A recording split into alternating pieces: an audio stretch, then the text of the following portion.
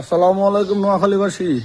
BPL উন্মোদনায় ভেসে আমরা কিন্তু আমাদের নির্দিষ্ট লক্ষ্য থেকে দূর হয়ে যাচ্ছি। আমার যে কন্টেন্ট ক্রিয়েটর ভাইরা যারা নোয়াখালী বিভাগের জন্য আন্দোলন শুরু করতেছিলেন, ঝিমে যায়েন না, দয়া করে ঝিমে যায়েন না। মনে রাখবেন, যত কিছুই হোক, যত আনন্দ বিনোদনে হোক, আমাদের উদ্দেশ্য একটাই, সেটা হলো নোয়াখালী বিভাগ চাই। যারা আমাদের এতদিন সাপোর্ট করে আসছেন, তাদের কাছে বিনীত অনুরোধ, আপনারা সাপোর্ট করে যান। কারণ নোয়াখালী বিভাগ না হওয়া পর্যন্ত আমরা আমাদের আন্দোলন থামাবো না। যত কিছু হোক, এটা আমাদের আনন্দ বিনোদনের অংশ। আমাদের প্রধান উদ্দেশ্য হলো নোয়াখালী বিভাগ। আগামী কিছুদিনের মধ্যে ইলেকশন, এখানে কিছু শিকাল উৎফেদে থাকবে শিকার করার জন্য।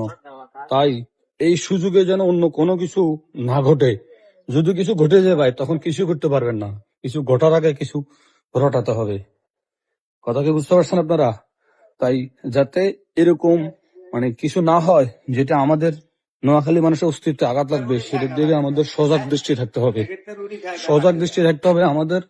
এই মুহূর্তে, এই ইলেকশনের আগে, এই মুহূর্তে আমাদের আন্দোলনকে আরো আরো বড় থেকে বড় আন্দোলনে রূপ দিতে হবে। তাই আনন্দ বিনোদনের মাঝামাঝি অবশ্যই আমরা আমাদের বিবেক আন্দোলনের জন্য যুদ্ধ করে যাব। এটা আমাদের ন্যায্য অধিকার।